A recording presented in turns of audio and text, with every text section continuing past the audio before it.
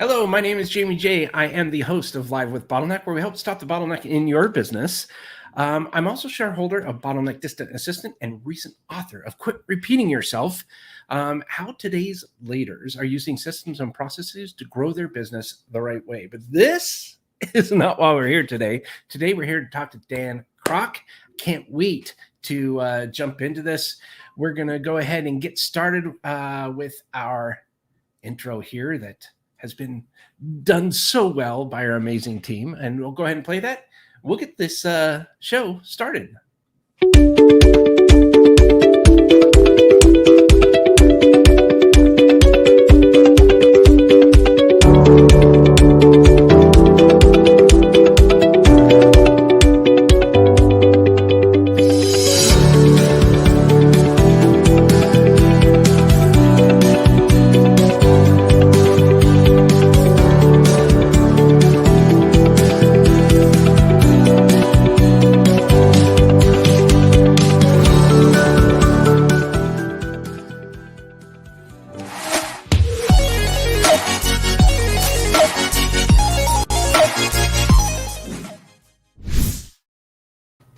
Hello there. My name is Jamie J. I am the host of Live with Bottleneck, where we help stop the bottleneck in your business and your life. And today we're going to be talking with the one and only Daniel Craic.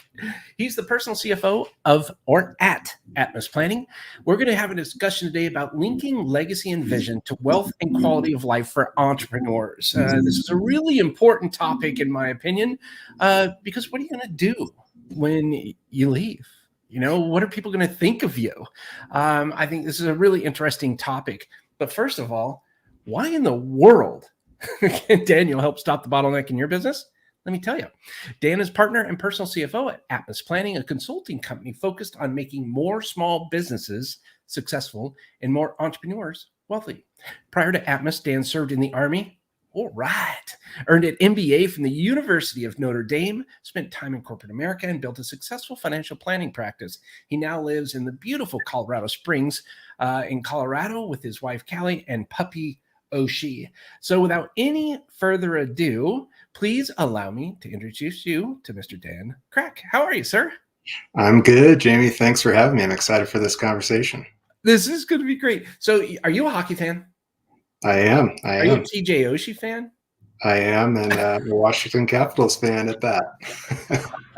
Lucky guess, huh? Well, we had talked before. I knew that, but I didn't know your puppy's name was Oshie. And I have another friend who's a big hockey fan, and he named one of his dogs Oshie. And I was like, really? Oh, what a cool name. I guess they just lost points for originality, but oh, no. No, that's awesome. Well, thank you so much for jumping on today. And I'm excited to kind of hop into this. But before we do, I wonder if you could share a little bit about who you are, what your background is, and kind of what you're up to now. Yeah, no, absolutely. So a little bit about me. I like that bio said I was in the Army for a little over 4 years. Thank you for your service, by the way. Thank you. And I was a third generation in my family to do it, and I was the first that didn't make it a full career. So a little bit of a black sheep in that regard, but I wasn't quite sure what I wanted to do after the Army, and decided to go to grad school, get an MBA, and then I did what I think every veteran either feels a little bit of pressure to do or ends up doing, and that's go spend some time in defense contracting. So worked at one of the big contractors out in Washington, D.C., and then had my girlfriend at the time, now my wife, moved with me to Washington, D.C., and she's originally from North Dakota. So you can imagine she didn't really like the pace and lifestyle of the big city. So relatively quickly, we kind of said, we need to settle down, and we're thinking long term with family and things like that. And we just kept coming back to Colorado Springs. I was stationed at Fort Carson when I was in the Army, which is right outside Colorado Springs. So it's just a natural place to come home to. And then I wanted something more entrepreneurial with what I was doing as well. So gravitated to the financial planning world and did that, enjoyed it. Things were going well. I got to work with a lot of veterans, which was important to me at the time and still is. And I just got to the point where, it felt like I was given the same advice over and over again, 401k, IRA, all that kind of stuff. And just kind of did some reflection and, who do I really enjoy talking with? Where do I get that energy from? And it really was those kind of visionary entrepreneur types. And so, tried to lean into more and more of those conversations. What are your problems? What gets you out of bed? All that kind of stuff. And, kept running into, some blocks, if you will, some, the traditional financial services industry is great. And there's some safeguards in there, but you're really limited on the advice you can give to things like the particulars of a business, real estate investments, all that kind of stuff. And, it didn't take long to many of these conversations to see that, hey, that's, 80, 90, 100% of, their financial picture. So just kind of came to the conclusion that, people, traditional, those visionary entrepreneurs are being misserved and underserved, and, by people like me at the time. And so, fortunately had a good colleague on the same team as me that, we put our heads together. You fast forward to today, and that's where Atmos Planning was born from, is just conversations with people that, we kind of pieced it all together and came to the conclusion that, people want good business advice, right? How do I grow and scale and, hire, and tax strategies, all the kind of the financial stuff that makes businesses go. But how does that translate to my personal life and building net worth and personal goals and all that kind of stuff? And then how do I tie all that together with the impact that I want to make? Whether it's, some people want to, change their industry for the better. Some people want to build a family-owned business, anywhere in between, what's that impact and legacy that they want to leave on the world? And then, once we kind of came to the point of that's what we want to do, how do we package that in a way that really de-risks it for the client? And so we kind of followed Netflix's lead and leaned into the subscription model, and that's been going well so far. Knock on wood, we haven't lost a client yet, and we just hired a new team member, so things have been good.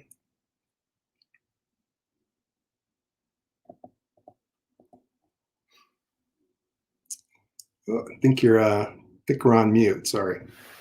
Yes, got it. So I didn't want you to hear the outside noise. Congratulations, by the way, on successfully growing your business, and maybe even more importantly for you personally, congratulations on making that successful transition from the military as a veteran to becoming an entrepreneur. I know that can be challenging and difficult at times. I remember when I got out of the Army, they said, here you go. Here's your DD-214, some paperwork, and see ya. That was about my transition. So I was like, okay, what do I do? So good for you for doing that. And I think it's really cool how you're tying in the finance with business. And then also, what does it have to do with their personal life, and how can they establish or achieve maybe all of their personal dreams, objectives, goals, maybe, and then, what are they going to leave behind? Right. You're kind of covering all of that. And what do you think, what do you attribute what is the hardest thing? And you work with entrepreneurs, correct? In small business? Correct. Yep. What's the hardest thing that you found most of the clients that you're currently working with? What was the hardest thing for them to realize before they finally said, I need to hit that button and talk to Dan? Yeah, I think it comes back to, we tell everyone, during the onboarding process, there's two big metrics we like to track and keep a hold of, and that's the value of your business and your personal net worth. And we want to track that over time and, see it go upward and upward and upward. But then we say, you're going to track another metric that only you can track. And that's, do you feel like your life's getting better?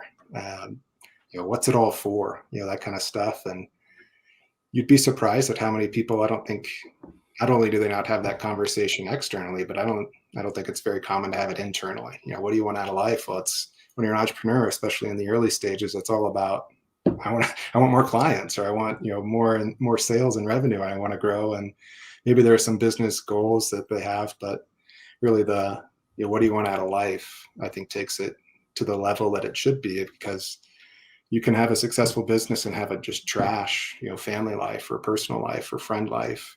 And you could have life milestones that you put off for years and years that you never get to, just because you're on this hamster wheel of trying to meet next quarter forecasts or whatever it is. So that's, I think, what I would throw out there is, if you're not having that conversation, at least think to yourself of what the path is to get, what you want out of life, understanding that'll change, of course, but it's good to at least think that through. I'm really glad you pointed this out, that it's super important to understand what your vision is. What are you passionate about? Where do you want to see yourself? And what's even more important is you said that could change. As we go through life and we experience different things, maybe we start realizing we actually have more of a passion that's going to take us this way instead of this way. And I'm gonna maybe I'll put you on the spot here. Do you know the difference between goals and objectives? I have my version of it. I don't know if it's the same as yours, but you know what? Because I would love to hear you say it, because I have a hard time not believing. I have a hard time just throwing around the word goal. In my opinion, objectives are the little small things you do on a daily basis. So you're establishing that. Goals are long-term. That could be, I want to buy a house in 5 years, or I want to pay off my house in 10 years, or, but see, if you only rely on the goal and you accomplish that, what's next? People get lost, right? My goal is to finish my service in the military. What's next? Right. But if you have these little objectives along the way, your mission, that will help you go towards what your vision is or what you aspire to do. That's really important. And I don't even know if you were talking my language right there, and I don't know if you realize that. I totally agree with that, because that vision can change. I've changed my core vision probably 4 times in the past 10 years. I've probably changed it 4 times, because as I learn more and I grow and it kind of deviates a little bit. That's okay. But as you said, it's really important to have that conversation with yourself. I wonder, can you elaborate on that at all? Yeah, I guess I would think about it as goals are the person that you want to be, and the objectives are how you become that. If you want to be, someone that's just had you go right in the beginning. That was way easier. someone good at time management, then your objective might be to wake up early in the morning or something. But yeah, I think you're exactly right about these things changing over time. It's great. I joke with my wife of, I'm not a very picky eater anymore. Ever since we've known each other, I've been pretty up for anything. But there was a time that I was super picky and didn't like anything. And my mom still to this day is amazed at how some of the types of foods that I have that I would have never touched even 10, 15 years ago.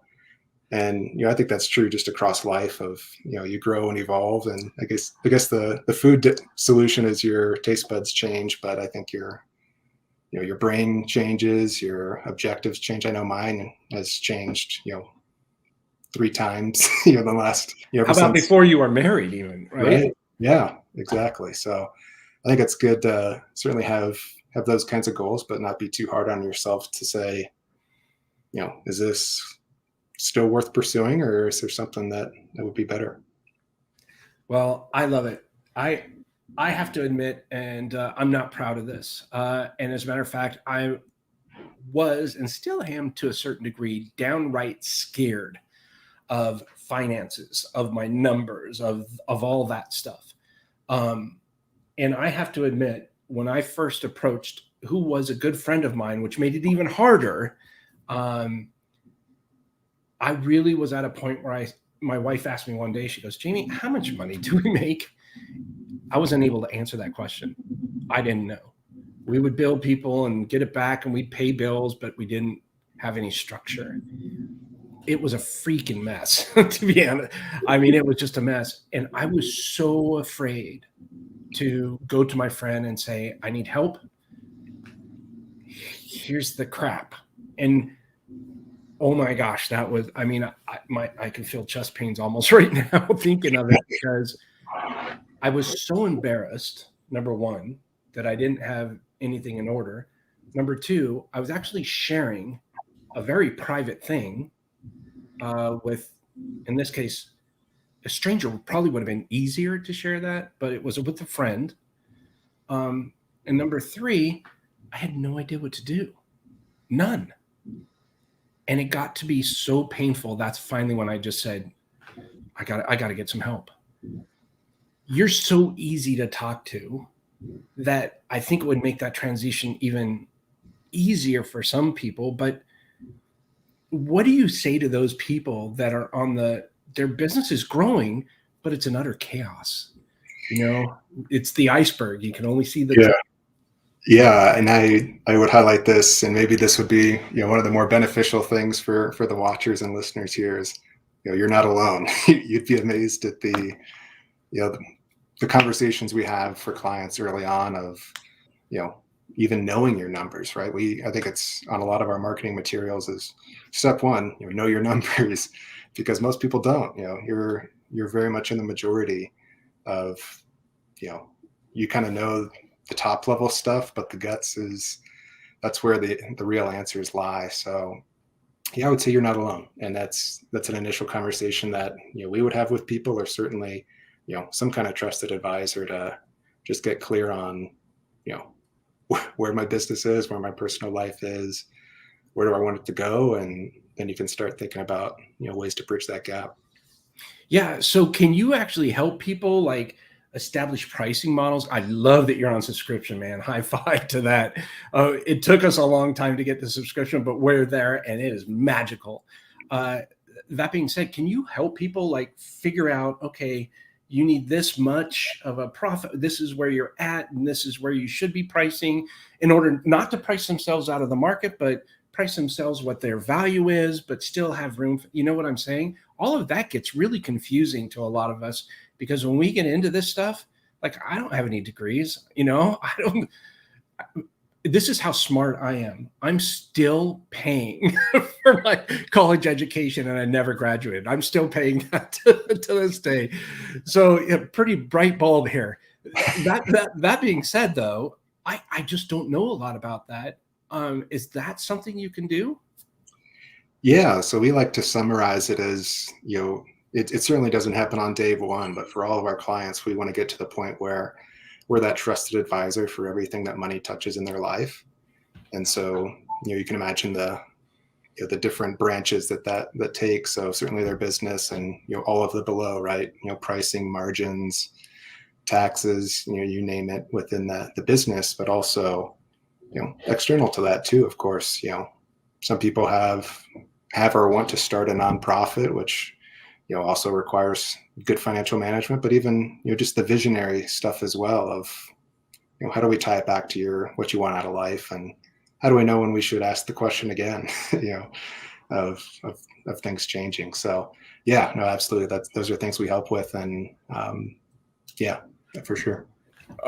See, I think it's fantastic. See, for me, I'm kind of woohoo, I'm super excited, and then I get to talk to you, and I feel okay, I can kind of calm down a little bit. I'm kind of just like so I really think that has a lot to do with how approachable you are, how understanding, because like I said, many people are really scared about this. They don't know what they don't know. And you know what? These are entrepreneurs. These are people, God bless them. These are people that have started something because they were passionate about it. And they're just going like gangbusters, doing what it is they think they can do. In the beginning, I did everything. I was designing my website, and I was marketing, and I was making phone calls, and I was all over the place. I was doing my books, if you could call it that. I didn't have QuickBooks. I had nothing. I was just whatever. It was brutal, but I was doing it all. And then there comes a certain point where I really made a mess of things. So what do you say to those people that are feeling the anxiety? Yeah, I think that's a good point. I'm as big a fan as anybody of kind of the startup, grind and do everything. But at a certain point, hopefully sooner rather than later, but at a certain point, and for everyone it's different. At that point, you do need to kind of lean into revenue generating activities or business vision. And to those people, I would ask, what's the value of your time? We run into a lot of people that don't know. They haven't established anything like that, and it's pretty critical of should you spend in your case 3 hours trying to figure out what accounts receivable or whatever, or would those 3 hours be spent better getting in front of your target audience, or whatever your business might be. And I think that's where it's so much more fun to work with the business owner, entrepreneur mentality, because not everyone thinks in those terms. And for most people, it's not even really a way to quantify it. But for a business owner that depends on generating revenue and their time is really the most valuable asset, that really becomes critical. What's your billable rate? And if it's too low now, then that's a problem we need to attack to get up a little bit higher. Yeah, you see so many people working so hard and getting all these clients, and they're like, I don't have any money. Where's all my money going? And well, may need to look at what you're charging, and maybe you have the wrong clients and things like that. I want to segue. Thank you for that answer, by the way. I want to segue into a little bit about legacy. For me, and I always say for me because I don't know anybody else's personal experiences in that, but my legacy, I want to be able to take the people that I work with or that I get involved with and bring them along and create a wonderful life for them. And I want them to be able to learn how to create a beautiful life for their family, for their friends, for their contacts or colleagues. That's the legacy through systems and processes, and I want to make it fun. And so when you talk about legacy, what does that mean to you, and how can you help people achieve their dreams in essence? Yeah, that's a great question. And it really comes down to one of my, first points of, we try to always position to them, what do you want out of life? And, for everyone that's going to be different. But, it really depends. And that's kind of both the fun part. And I think that's probably why a lot of people don't think this way is you can't just Google, what should my legacy be? It's a lot of, soul searching and, and the scary part, I think, for some entrepreneurs is, their legacy or what they want their legacy to be may not even be their business, right? Their current business may just be a stepping stone or something that, was the result of, past decisions, but they want to go in a different direction. And so, we came from the financial services industry, and, we once we left, we talked through our business model to a few people, and, they said, there's no way that you're going to do all this work. And then 6 months later, they're going to drop you, they're not going to need you anymore. And we kind of countered with, and it's been proven to be true, knock on wood, at least, that there's always something else. There's always a new idea. There's always another challenge. And so for those really growth-minded people thinking about their legacy, I don't think you need to figure it all out, now. It's going to change over the next 10, 20, 30, 40, 50, however many years. You need to kind of have a sense of what you want out of life, have the wherewithal to revisit that and, at least amongst, in your own head, every now and then kind of keep driving and growing and, seeing what's in store for you. Oh, that's fantastic. What's your legacy that you want to leave? Yeah, I've given that, some healthy thought with the asterisk that it'll probably change quite a bit. But, on one hand, I, pretty family oriented. So I want to be, actively involved in the home life, but also I'd love to get to the point where, as wife and I think about having kids, that as they got older and older, whatever industry or whatever they want to do, they could do it for either a family-owned business or something where we have some kind of advisory relationship or something like that. So there's kind of a family-connected business or anything they want to do that they could go do, and I think that would be a pretty satisfying place to be, and got a lot of work to do, of course, but that's kind of the higher level target. I love it, Dan. What do you like to do for fun? Like, what offsets your business? Yeah, so we're in Colorado, so we got a lot of hiking here. I haven't picked up skiing yet. I'm sure I'll get pressured into doing that here soon. But golf, hiking in the summertime at least, and then like we talked about before, big sports fan. So I like to college football and hockey, go to games, watch games, track games, and all that. And crazy enough, the older you get, we got a puppy, I think like was mentioned in the bio. So keeping him, busy with walks and hikes and stuff is almost a full-time job sometimes. So between all that, it's time fills up, and then I fill in the gaps with a big reader, a big history reader. So Oh, uh, fantastic. that's that's kind of, that probably sums up 99%. Ah, see, that's cool. I think it's really important that you kind of lead, not kind of, you lead by example. I don't believe in work-life balance. I believe in life balance, because whether you're working or you're walking your dog, whatever it is, that's your life. And I hate people to kind of separate the two, because it is one life that you're living. Not that hate, I'd actually a really strong word. I just think people need to view life in that perspective, and have a nice balance, life balance, right? Because some Yeah, people may not work, but maybe they sit around all day, or yeah, something like that. So it's really good, and I think it's really awesome to be able to offer somebody a platform to where you can help them out in their business, in their life, help them out with their legacy, kind of give them the whole package, so that they have some objectives that they can obtain, to reach what it is that they truly want to do, until they want to switch what they what they want to do. I just want to take my hat off to you for a second and just thank you for that, because it's a really neat way to view the world, and I hope more people get to meet you and learn what you're all about. yeah. No, thank you very much, and that's exactly right what you said. And it's a big reason why we structured the business as we did, because we view it as one life, not just a personal life and a business life and a legacy life. You've really got to take that holistic approach. Again, you can do this kind of in your own head or with a spouse or friend, but think through how it all interacts, right? A dollar in the business is a dollar that's not going to a kid's college fund or a nonprofit you want to get up and running or whatever, and kind of understanding what you really want. And that's the hardest part. And it just takes to get started, right? Yep. Get started, unwind that web, get through the web, and get started, so that you can say, okay, this is where I'm at. I'm not happy. At least this is me, right? I'm not happy where I'm at, but at least I got to figure out some structure to this whole thing that I've created, that's ugly looking, not round ball, right? And I need to shape it into a nice, perfectly round ball, so that we can move forward to the next step, and then the next step.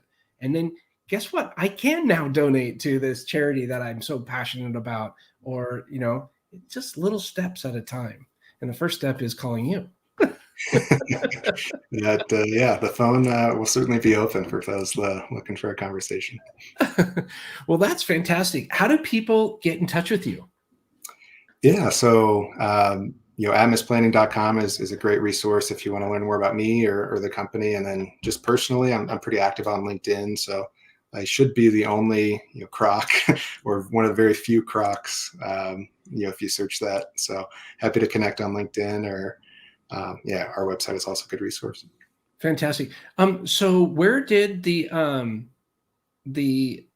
space come into everything? Are you passionate about space? So the kind of the thinking is, an atmosphere is Earth's highest limit. And so how do you really achieve your full potential? How do you reach your highest limit in your business, your personal life, your legacy? And so that's where Atmos came from, short for that. And then we kind of leaned into that with some of the branding. Well, I actually love it. And I was going through your site a little bit earlier. If you get a chance, go through here. And I think it's really well put together, your site. And what I really liked was the client voyage. And it kind of shows you going through this asteroid field of all this other stuff that's going on. So there's a representation of someone trying to navigate their business through an asteroid field. I thought that was really cool, and just wanted to pop that up there and show people what you got going on. I appreciate it. Yeah, we're all about the client voyage. It's different for everyone, but there's a lot of large objects you got to weave around to get where you want to be, for sure. Exactly. Well, we're getting towards the end of our time here. Is there anything else you'd like to say before we wrap? I would kind of echo, one of our old, previous comments was, you're not alone. I think everyone feels like have unique challenges and, stresses and all of this kind of stuff. Or, we work with a lot of different industries, and there's one unifying theme, and that's this kind of underlying anxiety of, am I making the right decisions? Am I doing it the right way? Am I doing it the wrong way? What could I be doing differently? So, like you mentioned, you're scared to pull up the numbers and see what they mean. Well, so is everyone else. And I'm not quite sure what I want out of life or what I want, 20 years from now. Well, neither does anyone else. And I think once you unwrap that, then you can, maybe be a little less hard on yourself, and then you can, start to scratch the surface of the answer. I like that, not to be as hard on yourself. You know what the other cool thing would be, Dan, that I found is having that sounding board. Like, Yeah. hey, I have an idea. Whoa, hold your horses, or, well, hey, guess what? It's time to do this. It's time to do Yeah. Oh, I can do that now? Okay, great. Like having that sounding board, that person that's there in your corner that kind of knows that stuff. And you love this stuff, right? You love figuring all that stuff out. Is that Yep. right? Yeah. So shameless plug, get a personal CFO and get this running board and everything else. Oh my gosh. Well, anything else? No, that's all, Jamie. It's been great. Oh man, this has been fantastic. Can you hold on one quick second, and I'll go ahead and wrap up here, and then I can see you right here in the green room in just a second. But is that okay if I wrap up? Yeah, absolutely. Perfect. Thank you. This special thank you to Dan Craic. I promise you will feel so much better. Reach out to him, have a conversation. If you choose to engage, even during this conversation, if you were like I was, and still to a certain extent are, having someone like Dan in your corner is absolutely life-changing. And I'm not BSing at all. It is absolutely life-changing. Linking legacy and vision to wealth and quality of life for entrepreneurs. That's Daniel Craic. He's the personal CFO at Atmos Planning. Again, I cannot recommend enough. It doesn't cost you anything. Go check out his website. It may be a couple minutes of your time, but this is a relationship where you can build over time, and just it opened all kinds of doors for me. All that stuff that piles up in your brain causes me a lot of stress. I wonder if it causes you stress. Getting all that stuff out opens up a huge amount of creativity, and I'm so blessed for that. So I want you to feel that same way. Please reach out to Daniel Craic, and I will go ahead and post his website here for you guys to see as well. It is atmosplanning.com. If you're watching this in the replay, not live on YouTube, LinkedIn, and or Facebook, and you have any questions, type away, and I'll make sure to get those questions off to Dan as soon as possible. A couple things to wrap up here. If you liked this episode, learn how you can break through the bottleneck in your business today by going to Bottleneck.Online/BTV. That stands for Bottleneck Television. And you can see hundreds of other episodes just like this today. And let me see what's next. Quit repeating yourself. It's out. The book is finally out, so you can go to Amazon, Barnes & Nobles, wherever you like to get your books. Quit repeating yourself, how today's leaders are using systems and processes to grow their business the right way. I really, really enjoyed getting that book out. I did not enjoy the process so much of writing it, but thankfully I had the vision and I realized it, and all that work was worth it. So if you have any questions about that, I'd love to share them with you. It explores the intersections of culture, leadership, systems, processes, recruiting, and hiring. Absolutely had a blast with that. If for some reason you missed last episode, I talked with Calli Goodner, and we talked about the 5 biggest mistakes new virtual assistants make and how to avoid them. That was a wonderful conversation and very insightful. And then I have 2 coming soon. Holy cow, we got Dory Clark coming Thursday, September 9th at 12 p.m. Central, 1 p.m. Eastern. She's the author of the new book, The Long Game. So she's coming soon to your earbuds. If you don't know Dory Clark, You should probably check her out. She's amazing. She was the #1 leadership coach in the entire world. She's helped Grammy Award-winning jazz musicians. She's done it all. She's in the Huffington Post as a writer, Inc. Oh my gosh, she's just an unbelievable wealth of knowledge. And then coming soon to your earbuds as well. Normally we would do this at 2 p.m. Central, but we had to throw Dory in there as a special because she's just that amazing. Gerard Norman, CEO of Gerard Marketing, how to hire employees that work 24/7 and 365 days a year.